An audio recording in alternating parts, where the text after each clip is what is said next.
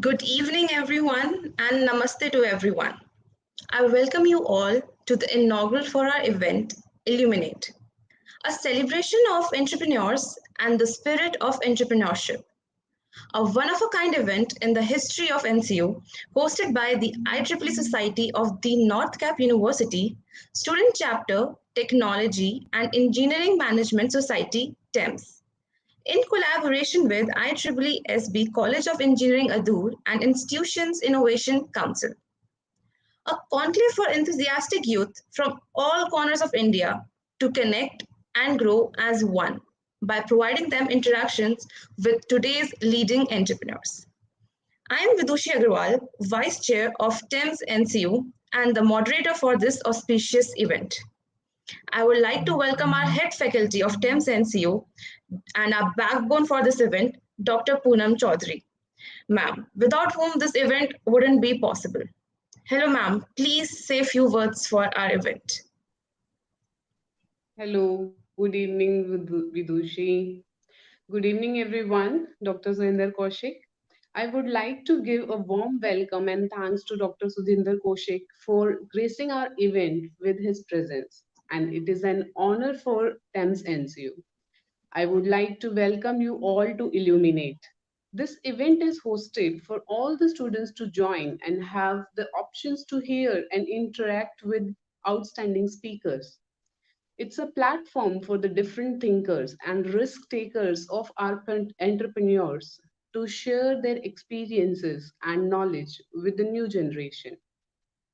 This event gives an opportunity to all the students, budding entrepreneurs, to have a chance to interact with our honorable guests and attend their session. We at TEMS NCU believe in creating a hub for creativity. Our aim is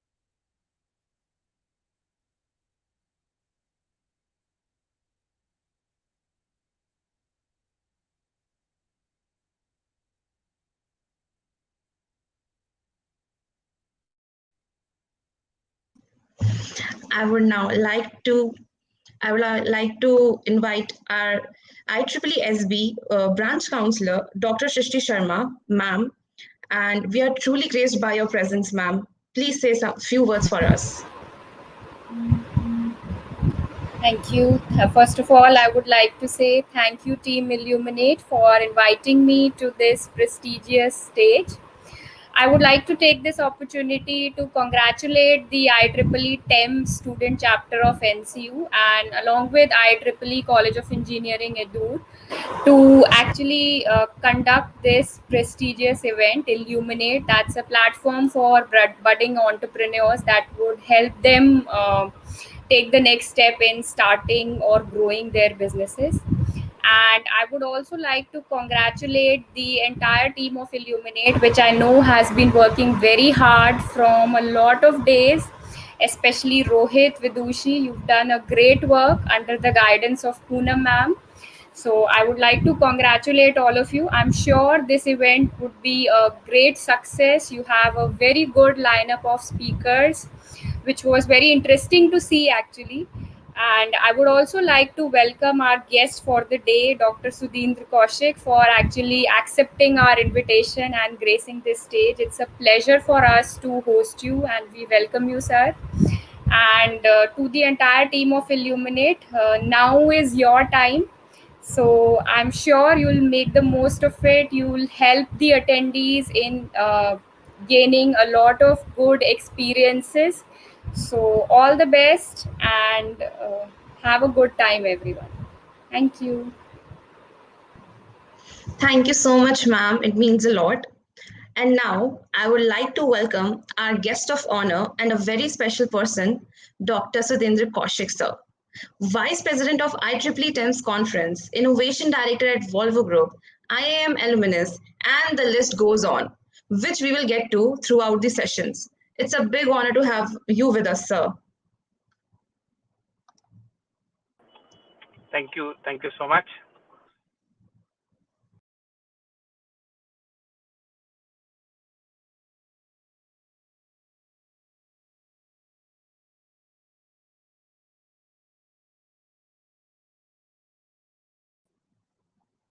So, please, would you give us please give us some few words of for our event.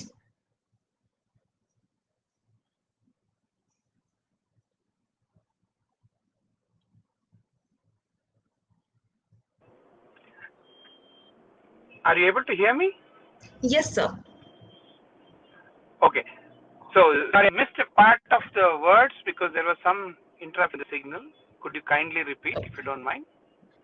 So I was just saying, would you like to speak few words on this event, celebration for Absolutely. entrepreneurs and the spirit of entrepreneurship? Absolutely. I mean, to be very, very frank, it's so exciting that you have thought about such an event because, first of all, the words say a lot about how people have thought about things. And the word you have chosen, illuminate, I think I read it twice to be sure that I read it correct. And I think it's a fantastic comprehension of what you're trying to achieve here. And like you said rightly, Vidushi, the event itself, the format and the way to look at it, I think it's quite very unique and quite interesting for people to make use of it. Like Dr. Poonam and Dr. Srishti said, it is very important that you make use of it. So when you had such a unique, innovative event, I also said to Rohit and Vidushi that let us have a unique way of having this session rather than me talking, especially in a virtual world. So I'm very excited and really grateful and thankful for having me with you in this real special event. I'm very excited. Yes, I'm looking forward to the discussion. Thank you, Vidushi. So your energy, we can feel it with your presence, and we are all very excited. I have a very small request. Sir, is it possible if you can open the webcam? If it's not, then we will continue with our Q&A.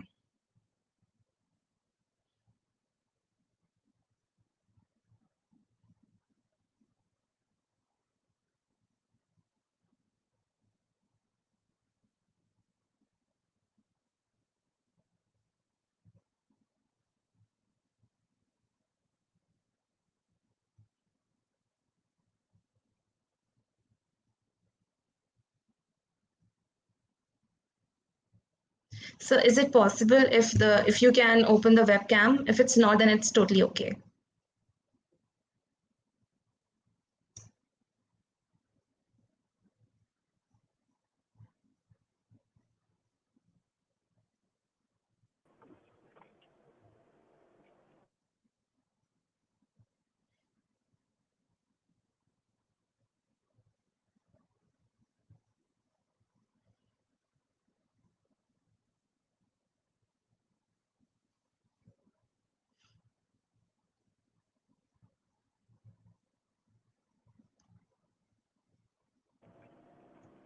I'm not I'm sure if afraid. it is only me. I'm able to hear anything.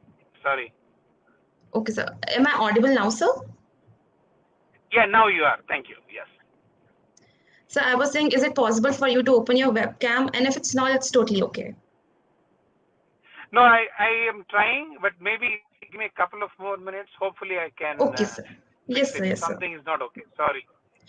No worries, sir. No worries. We will just let's start to the discussion we have now, because we have brought Please. a lot of questions for you, sir. Because your presence itself Okay. is so energetic, and you inspire us all. My pleasure. So the first question we want to ask is, what event or thought motivated you towards the journey of entrepreneurship, and also enlighten us on the journey, on your journey of entrepreneurship? Yeah, it's a really, I would say, clever question because it encompasses so many things.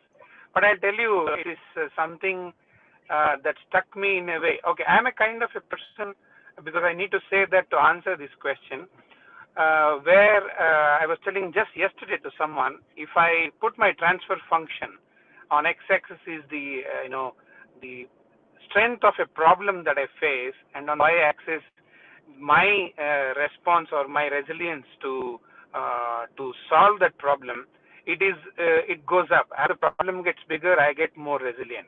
So somewhere I always used to feel I am not cut out to be an entrepreneur, and it was in my head, bothering me sometimes, and being hovering around my head. So I have this habit of, like I said, if the problem gets bigger, trying to take it head on.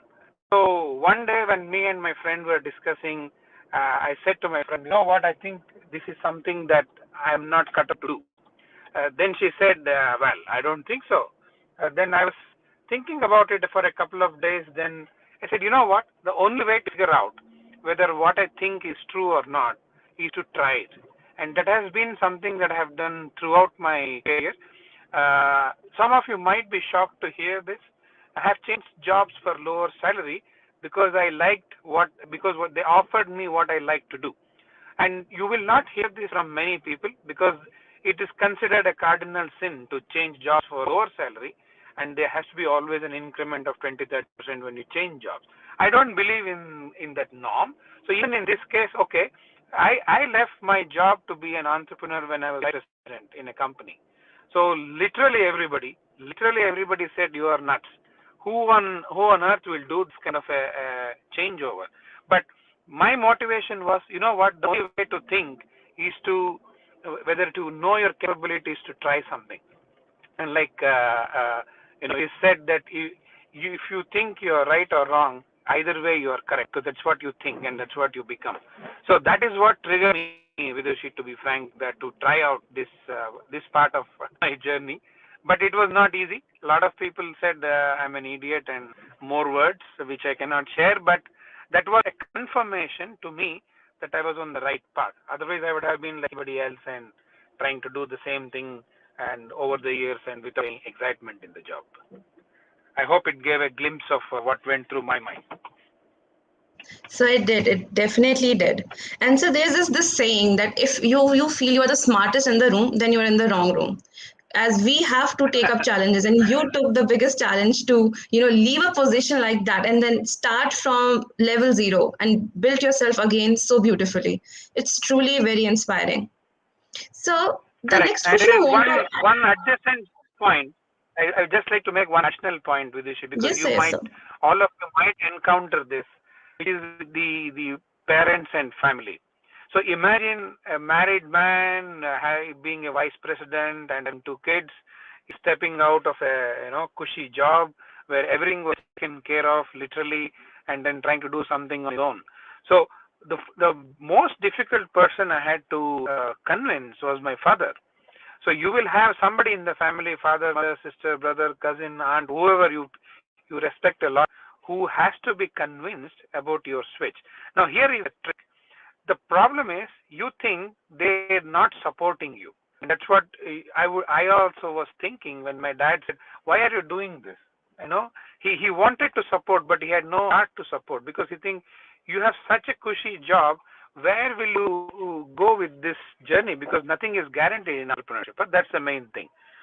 Then I was trying to talk to him in a very curt way, because I thought he was against me, against my plan, against my wish. Then my wife said, "No, what? Think about it. Why is he opposing? Why should he even oppose it?" And the same applies to all of you. He is not opposing anything. He is actually asking a question in a different way. Will you be happy? Will you be comfortable? So when you look at different age groups in your life, you will come to know that at some point in time you have a certain, let's say, standard of living. He was worried whether me or my family would suffer because of this change. when I understood this concern, actually, then actually you can understand that he's actually supporting you, but making sure that you don't pay a hefty price. So when I understood this, I convinced him with a simple statement. I told Dad, don't worry. Whatever I'm going to do, I'm not going to be lowering my standard of living. Number two, I'll be very happy with what I'm doing. And you will believe me or not, he was so convinced that from that moment onwards, he started blessing me, he started supporting me literally every single day, which was my source of energy and confidence as well.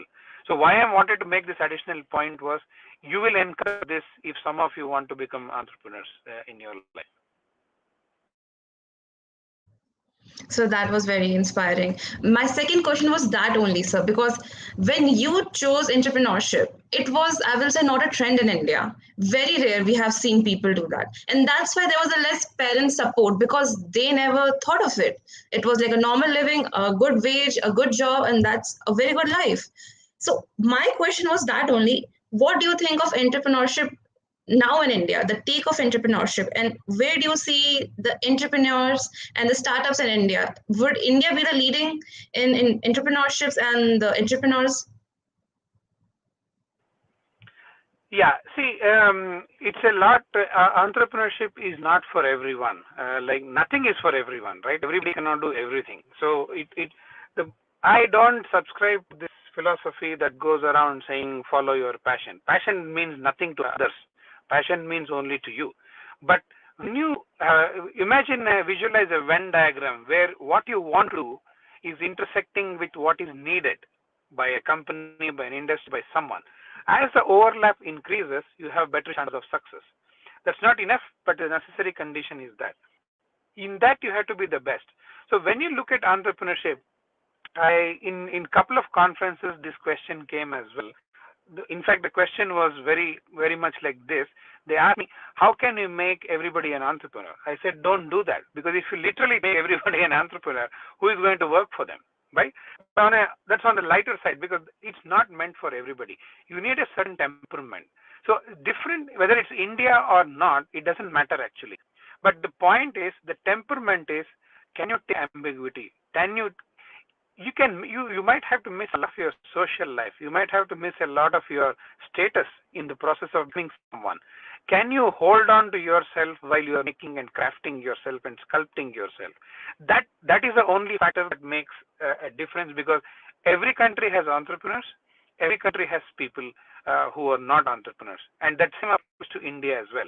But India has a slightly a different advantage if you look at our DNA, literally.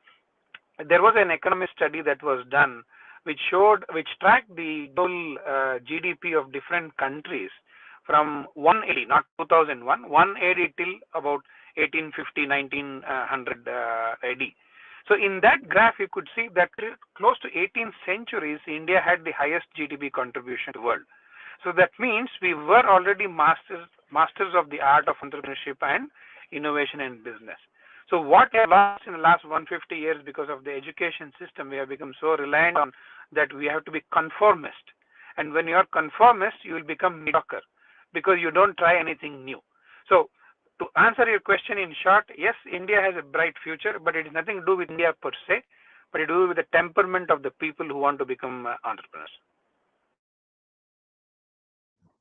So very true. And so the line you said that not everyone can be entrepreneurs. I have a question with that. So what is the distinctive quality that is only found in an entrepreneur? What is that quality that differentiates him with everyone else? Yeah, it's a fantastic question, Vidushi. It is not one thing; it's a set of things. Like I said, one is the belief that there is a bigger good in this. Because today I see a lot of entrepreneurs and I sit in a lot of pitches and juries and stuff like that.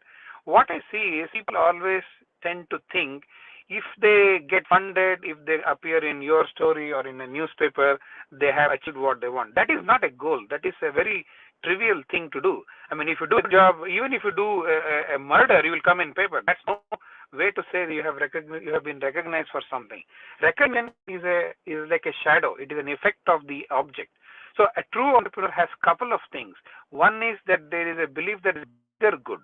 Arthur Rock was an investor in startups. He invested in like Apple, before Apple, what it was, and Intel and Teledyne and all. He said, if you can do something which helps people to live better or work better, you have a good chance of success.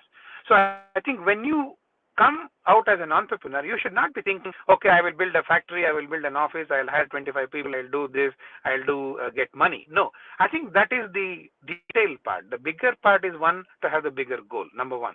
Number two, you should be able to willing to put your energy and not time as an entrepreneur. If you work in a company, you give your time to the company, 9 to 5, 9 to 6, whatever it is, 5 days a week and so on. But if you're an entrepreneur, you're giving your energy. It can be 22 hours, it can be 2 hours, it can be nothing, it can be weekend, it can be Saturday. Like I said, you have to do a lot of sacrifice. That's the third one. When you feel you are doing a sacrifice, you get a feeling of victimized situation. Then you're not fit to be an entrepreneur. You're doing it for your company. And when you're doing it for a company, have you seen any single chai shop or a samosa shop getting shut down? They were before even the buzzword of stuff came into the picture. They knew where to put up a stall. They knew what to sell. They knew how much samosas to make. They knew how much tea to make. That is not a small art to master. So you should know the craft. You'd be very good in what you do. And then, of course, the last one is you should be willing to be working with people. You should be able to work with people. This is not a single person achievement anywhere. Anybody who has succeeded, whom you know, think about it, they have never been alone in this success. They always have managed to build a team. And these 4 or 5 things make an entrepreneur who they are. And I think in this process, that's why I said not everybody can do all these 4 or 5 things. Maybe they can do a different 4 or 5 things, but these 4 or 5 things is what will set them apart as an entrepreneur. That is a very good summary of what you have given to us, and it will definitely help our viewers. That 4 points that sir has said, I hope everyone has written them down, because that's very true. That's like the way of entrepreneurship. So the next question I have for you is, like, you started entrepreneurship after experience of life, being in a high position. But nowadays we also see a trend of youth starting it off through after their college or after their graduation.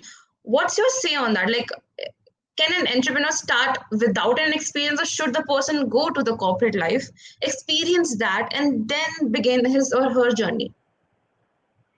Yeah, I think it's again a very brilliant question, because this is one of the, let me call it the $1 million question that's going around. But there are some answers. There are some empirical data showing what works.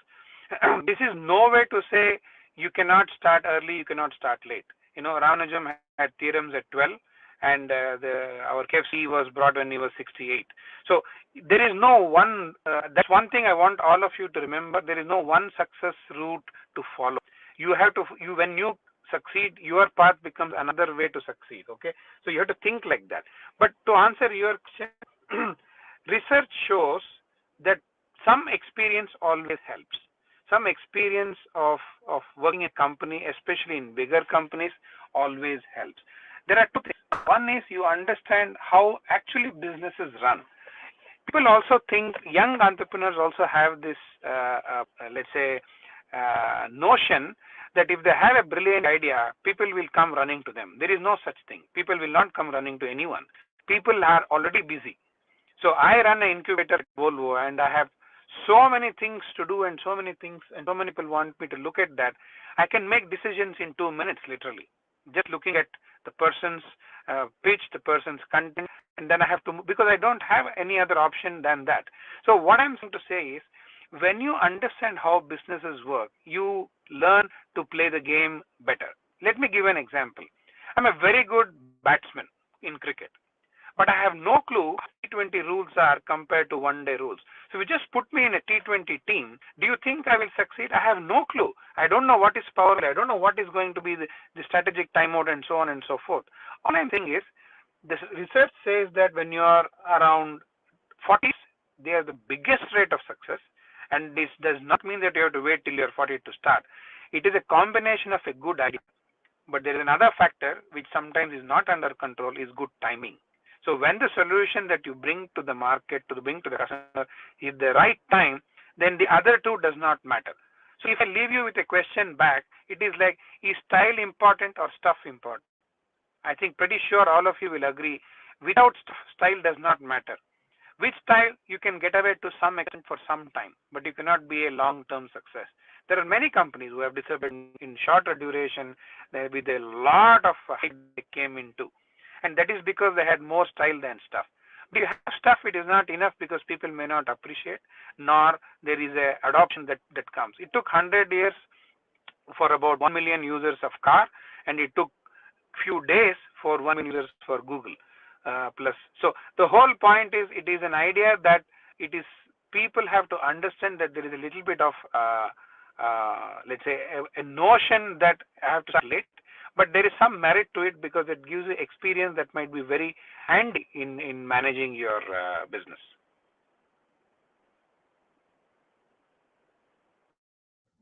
So that was very insightful, especially the line where you said that it only takes you 2 minutes to make that decision. That line itself tells that the experience you have and had in your life has helped you be the person and helped you in the way of entrepreneurship. That's very inspiring. And so for that also, one line you said that passion, you cannot just take passion and get with it like your entrepreneurs. Like nowadays the idea is take your passion, make it into like a job and do it, and that's they are calling entrepreneurship. I want to know your take that how do we define that our hobby, our love, our passion, can it be our job or our persuasion for life? Can we do much further in it? How do we define our hobby can be our job? See, that's a I think there are a couple of the minus side of social media, I would say. There are a couple of wrong messages floating around, misguiding people like you who are in a very sweet spot. This is the right time to do so many things in the world, whether you want to be a technologist, whether you want to be an environmentalist, whether you want to be an entrepreneur, and so on. The wrong principles can get you in the wrong side of the story. So if you look at how you let me give an example again. This really happened. One of my friends who is almost 22 years experienced, he called me one morning when I was driving to work, and he said, Kaushik, I have to become a consultant. How much can I earn? So I sort of scolded him saying, it's a stupid question to ask. He said, well, just because you want to be a consultant, nobody is waiting to say, okay, let's have him as consultant. So that means what? Number one, you have decided to become a consultant. Number two, somebody should need a consultant. Okay, so you're an embedded systems consultant, somebody should need an embedded systems consultant. Now that is not good enough. There are so many embedded systems consultants. Why you? You have to be in the top 3. You have to be one of the best. Then they might talk to you. You might land something with them. So passion is very similar. I like to do something, but companies do not hire people for passion. Companies hire people for skills because they want to get the job done. And in the process, if they are passionate about it, they will do an excellent job. It is like a simple machine. People who have passion are like simple machine. With little effort, they do a lot of stuff because their amplification, their transfer function is very high. But that does not mean if I'm a passionate person who is very creative, I go to office today, I don't turn up for next 2 days because my passion said do something else tomorrow. So people think of you as an entrepreneur. You hire someone like that in your company. If it doesn't disappear, imagine somebody has opened a bakery near your house. He is very passionate about bakery, but one day it doesn't feel like baking, and then he doesn't open the shop. And it happens every now and then, and you don't know when the shop is open, when the shop is not. So it's a fallacy that passion is something it can make you a job. Passion can help you amplify what you do. Let me give my example to make the point clear. I am a very creative person. I like to do different things. I don't like to do the same things. So I found innovation my calling. But that does not mean I sit for months and do nothing because I don't feel like doing. That is not what companies hire me for. They want me to innovate every minute in some way or another. So passion is not going to be your job unless the skills needed for the job is part of you.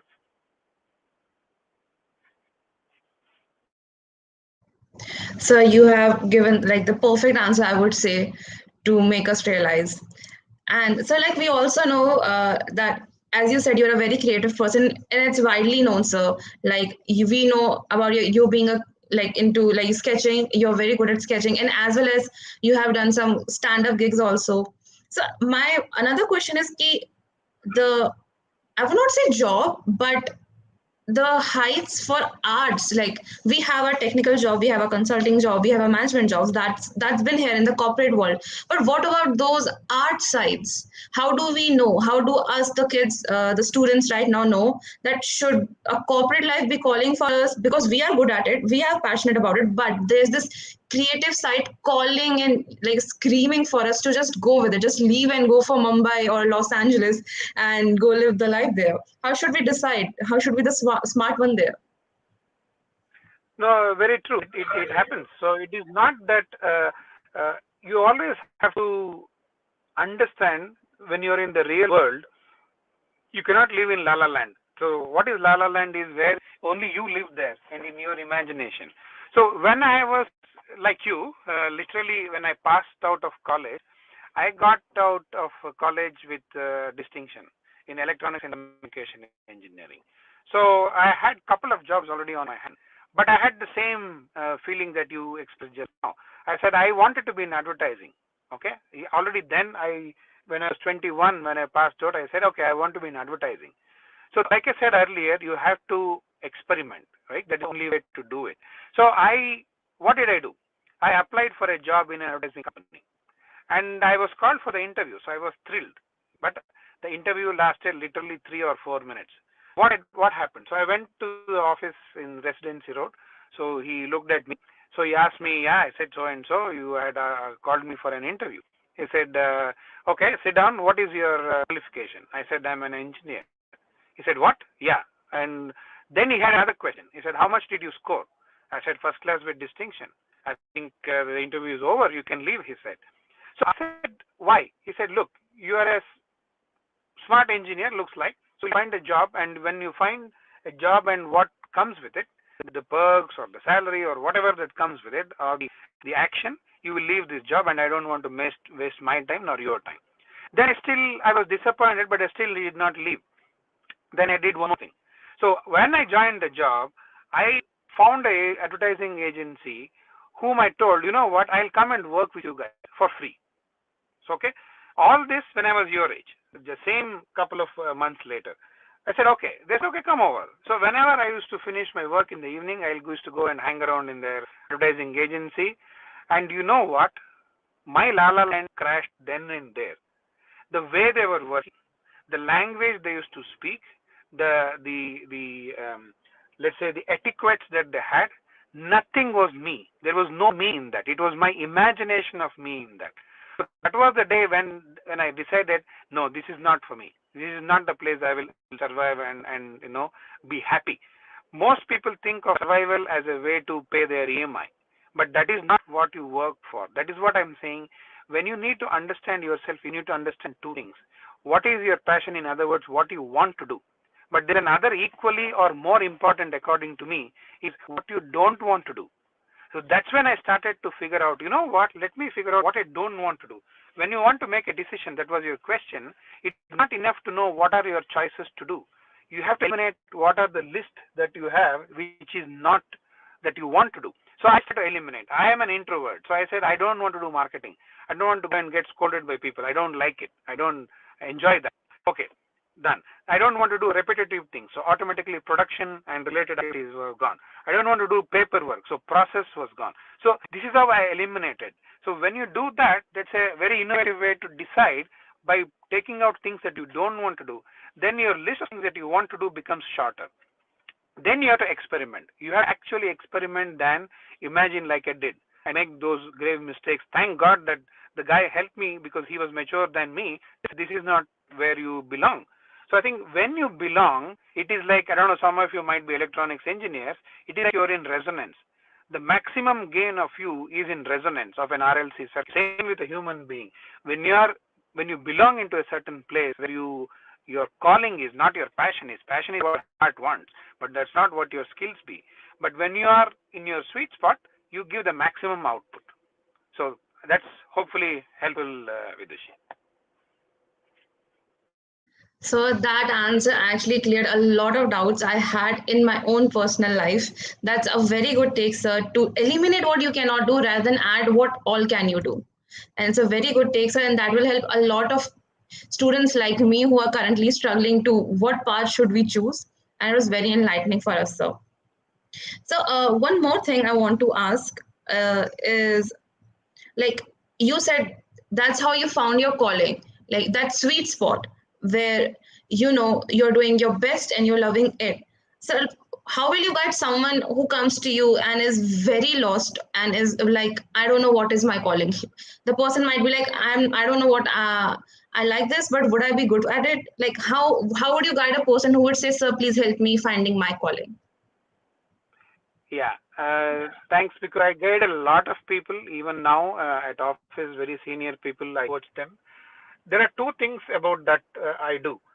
First of all, I tell them this is not a spoon feeding session where I'll give you solution. I'll give you no solution, but I'll give you what you should look for. In other words, I'll tell you, I will not give you decision. If you want me to tell you, should I do this or should I do that, you are not going to get that from me. But I'll tell you how you can decide, like I just told you. So one of the important things there is, when you look at how people find their sweet spot is, I'll give you an analogy. Suppose two friends of you are speaking. Okay, say me and you, Vidushi, are speaking. The moment I can make out if Vidushi is happy about what she is talking about. Okay, let me give an example. When you talk about students like you in an interview, I'm not stereotyping, but I'm giving you real examples. They talk to me about new technologies, IoT, AI, to impress me.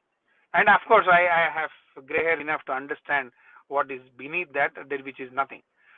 The moment I ask them about, let's say, Bahubali or some movie, they're all over the place telling me things that I didn't ask for. Why? It is interest. So when somebody is interested, one, they talk a lot. Two, they talk loud. Three, which is most important, is if you call me at 2 o'clock in the morning, wake up from my sleep and say, sir, I have a doubt about innovation. Can we have a chat about it? How to go about this? I will not be irritated. I will never be irritated with that topic, with that thing that I do, that this is single most proof. So when you are sleeping, when you are asked to get up and do something, if it is your calling, you will get up and do. Let me give you an example and close this point. If Poonam calls for a class, special class at 6:45 in the morning, let's assume, I'm pretty sure she won't, let's assume, all of you will crib. You will give hundreds of reasons why that's not possible. Okay? Let's say Dr. Shruti will call, say, we are going on a trip, we all meet at 4:30 in the college. How many of you will complain? The difference is that you like one and not the other so much. So when you can answer this time invariance, you will know that you are calling. Of course, this is not to take away that you are experimenting as well with it.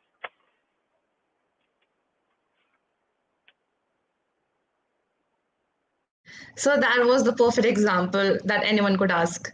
And if a person comes to you and you give this analogy, I think so the person's doubts are all clear. And I hope our viewers also who are watching us, their doubts are also clear with that perfect analogy of what you like, you will get it for your calling. That's very true, sir. So, as we all know, you are an IIM alumnus, and it's less than 2 months for the next CAT exam, and we have some aspirants here with us watching. What piece of advice would you give it to them? Because it's a very tough exam to crack, and they are working so hard, and you have already achieved that. So, what would you give them? What a piece of advice would you give them? No, it's a very good question, and it's a very important thing, because I discovered this by accident, to be honest, when I was in that stage. But the key is this: you cannot replace anything, hard work, with anything else. So if you're all putting your efforts, be assured that irrespective of what happens in the exam, you have learned a lot in life. Okay, number one. Number two, you should be proud of that. Number two, the moment you connect your efforts to results, the pressure acts on you. When the pressure acts on you, you cannot be operating at maximum efficiency. You will always be sub-efficiency. Let me give an example. When you are relaxed and calm, you should get ideas then. When you are having a chat with friends, laughing around, hey, we should do like this, that would be nice, that would be funny, and so on. When you're having a fight, you don't get ideas. You are stifled with ideas. Your creative juices stop. So that means your flow is not there for your mind to come out with what it wants to do. So having done all the hard work, the only way you can suppress your efforts or subdue what is your potential that can be in this kind of exam is by focusing on result. You should resist the temptation that, oh, what happens if I get this wrong tomorrow? I've done so much. No, I think that what if but should be totally eliminated. I'm going to do this to the best of my ability. Either way, it is going to be good for me. If it is supposed to happen, it will happen. If it is not supposed to happen, it will not happen. But the same thing that was said about Karmanye Vadikarasya is absolutely spot on for these kind of things. Mahendra Singh Dhoni said this to the World Cup team on the day of the finals. Okay, that was the day of my IIM graduation.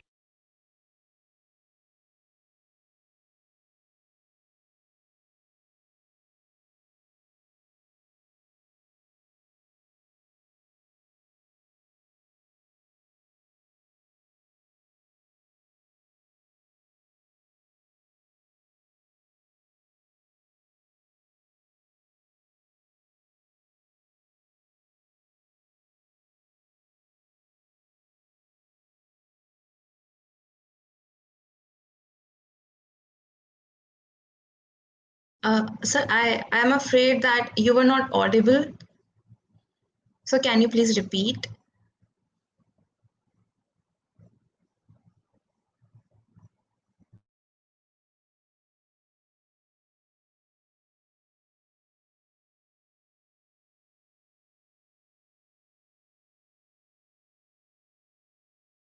Here, I still cannot hear. I don't know, something wrong. No, no, sir, I didn't unmute, sorry. Can you, sir, please repeat? Okay. You were not audible. Maybe from my side, but I want to really hear it, what you said. Oh, sorry. Okay. So I don't know where you lost me, but the important thing is put all the efforts that you can, because there's a single most important thing to do. Okay. You cannot compromise on putting your efforts. But number two, you should not connect your efforts to results.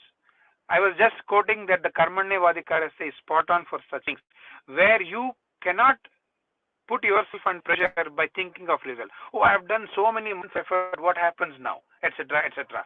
Okay, the whole problem is when you link to results, you will get a subdued performance. Like I said, when you're having fun with your friends, when you're having laughter, you get a lot of ideas. Hey, we should do like that. Aisa karna hai, you should do. Would have tried this. But when you're arguing, when you're tense, you don't get such ideas because your mind is stifled. Same here. The results, which is not under your control actually, directly puts pressure on you, but it's a downward spiral, because that you feel more helpless and you get more agitated and you go to a downward spiral. Your performance drops. All the hard work you will throw away. You will shoot yourself in the foot if you think of the result. I was telling during the finals of the World Cup match, this is what Mahendra Singh Dhoni said to the team. Today's the finals. We might win, we might not, but don't think about the result at all. Enjoy your game today. Make the best of your, have fun on the field, because when you are having fun, you are at your best, right? So he said that's how you win games. The moment you put the pressure of result on you, you will always have a pressure on you which will make your performance go down, and hence in the process you make sure that you give a below par performance. So my request, my advice, my suggestion is do your best, compromise on your parties, compromise on your fun time. You will get your time for that, but when you are focusing on what you can do, not on the result, please. Sir truly said, the beauty is the journey, not your destination. It is the journey. So, as you are an Vidushi, I engineer. can't hear you. Are you able to hear me? Yes, I'm able to hear you. Are you not able to hear me, sir?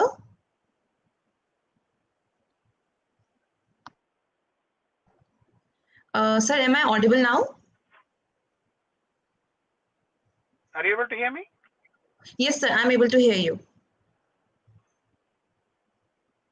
Yes, sir, I'm able to hear you. Are you able to hear me, sir?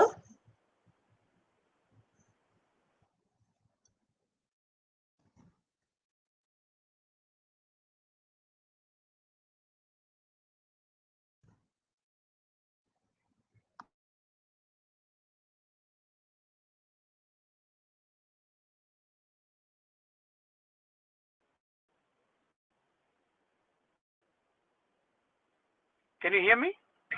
Yes, sir. Yes, sir. I can hear you, sir. Okay, sure. Sorry. No worries, sir. No worries, sir. So my question next is, and this will be my last question from my side because I am being too selfish because I am very excited to converse with you, but we have our audience and they have a lot of questions. So after this questions, we are heading back to you, audience. So, sir, my question to you is, so you are an engineer and then you went to management also. You are the perfect prime example for the society TEMS, Technology and Engineering Management Society. So, can you please tell us what makes TEMS as a society different from the other amazing branches that we have in IEEE? But what is that about TEMS? No, fantastic, and thanks for asking that, because the idea of TEMS is you have about 940 societies in IEEE, and all of them are either communication, science, photonics, and so on.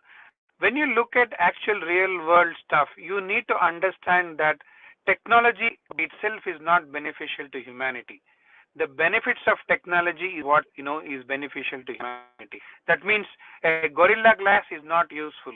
The Gorilla Glass utility, that it does not break easily, is beneficial.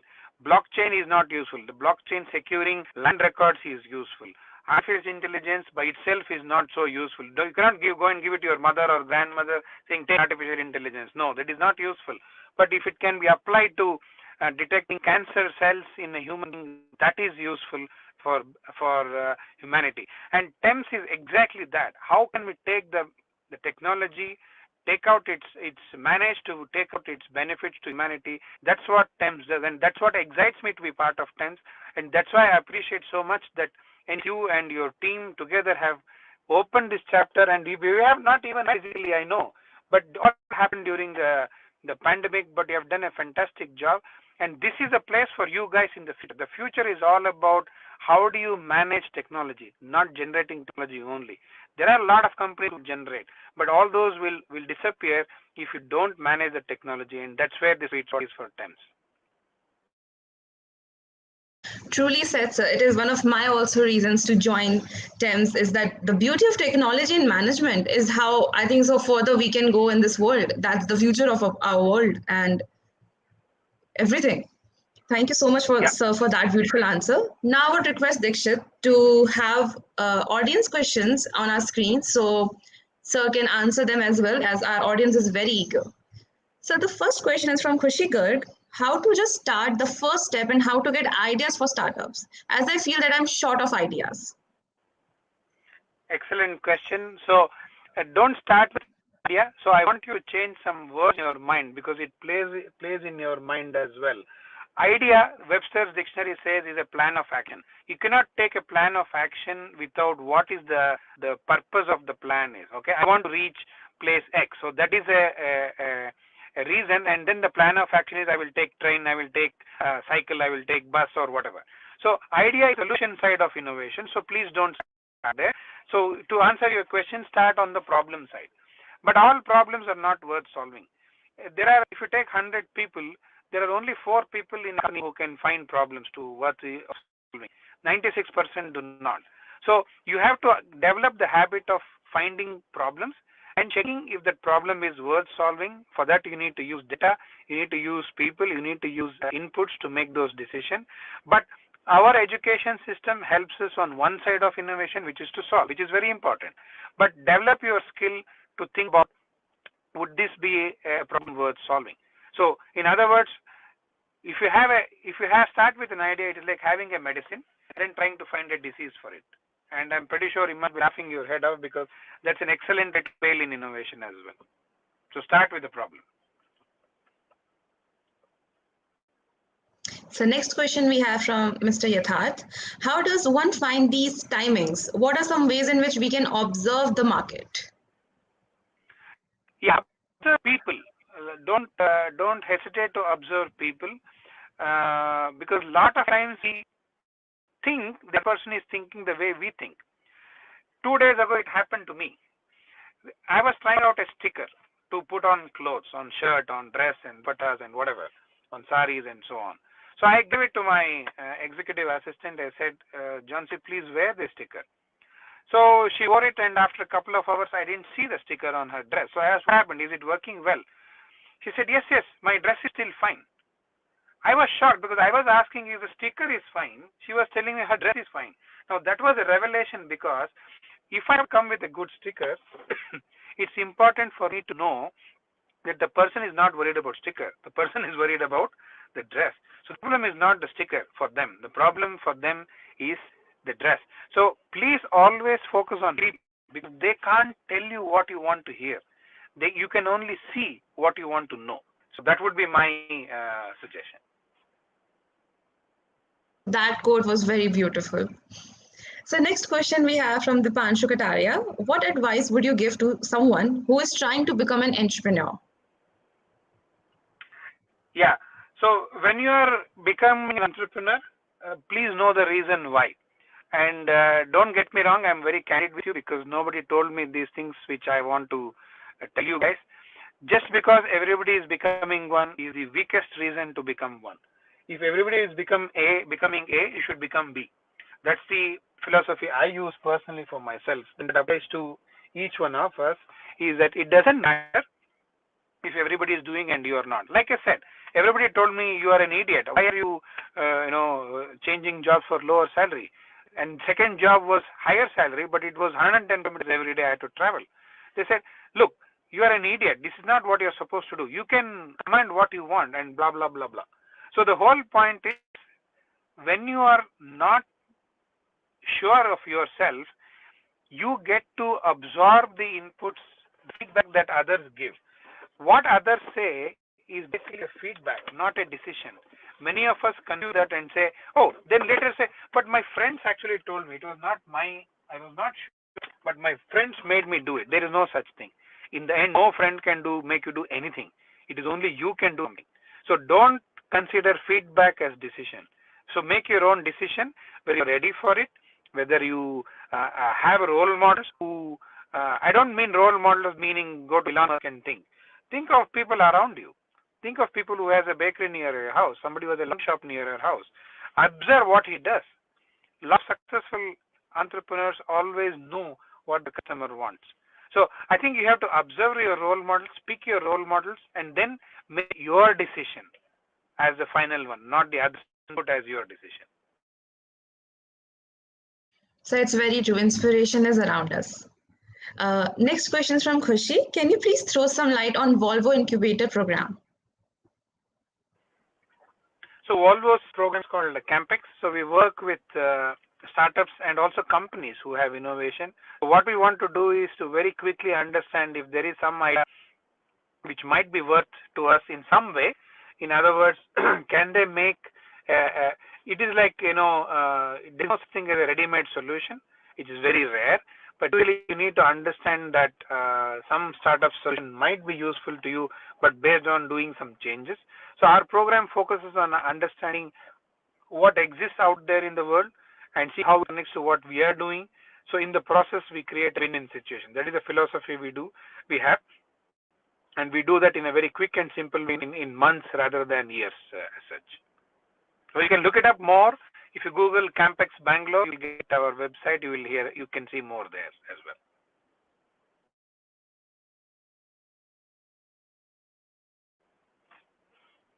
So next question we have from Ms. Saloni. How do you manage feeling of doubt and get the courage to walk on the riskier path?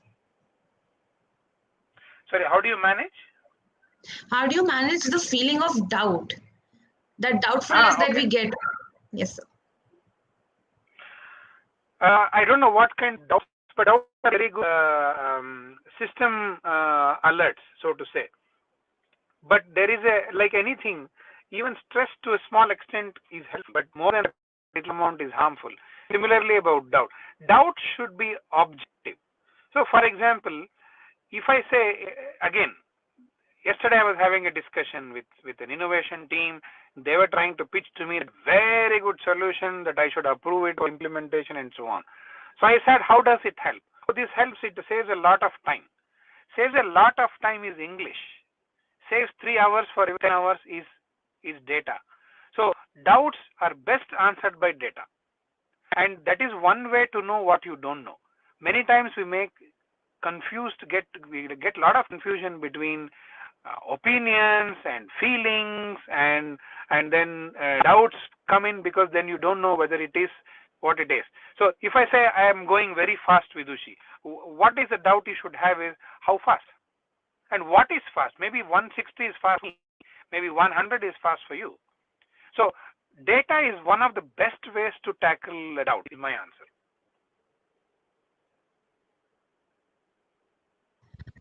Definitely, sir. Definitely. And I hope, Saloni, that has solved the doubt in your head now to have the data. And so that was our last question. And I would like to thank you, sir. That smile in my face is everyone smiling. I can assure you our viewers are smiling because you radiate that energy and inspire us all. And this session has been so amazing. And I would like to thank on the behalf of IEEE and CU TEMS and for giving us your precious time, and we hope for further interactions with you, sir, because you are so inspiring, and to just have a talk with you, I am feeling very grateful. I'm one of the lucky ones, sir. Thank you, Vidushi. I'm also very grateful and privileged and honored to spend time. So I take time to spend with people like you for a simple reason that when I was at your stage, I couldn't get so much input, but I wanted to share what I have learned. Not that it is correct or it is perfect, but it is something that I'm willing to share and I want to share. And more importantly, you want to listen. So I think I find it very useful skill to listen to. When I joined job, Vidushi, at your age, I asked my uncle, who was doing very well at that time. He was in Unilever. I literally asked him, what is that one thing that I should do? And I still remember, though it was 20 years ago, he told me that keep your eyes and ears open. And that's what I think you guys are doing. It's really fantastic and very heartening, and you have a very bright future, I am sure, because those who learn always go. So there you are, a bunch of young, promising Indian future in NCU TEMS chapter. And thanks for hosting me. I'm very grateful. Thank you so much, sir. And I would also like to thank our teachers that joined us the session starting in the earlier sessions. And I would like to now close our session and thank you. I would like to thank our viewers for joining us. And I hope you have taken the inspiration from us, sir. And thank you again, sir. And I would like everyone to stay tuned to Illuminate as we are coming out again with such amazing speakers and to inspire you all. Thank you so much. Thank you, everyone. Thank you. Take care. Take care, sir. Thank you.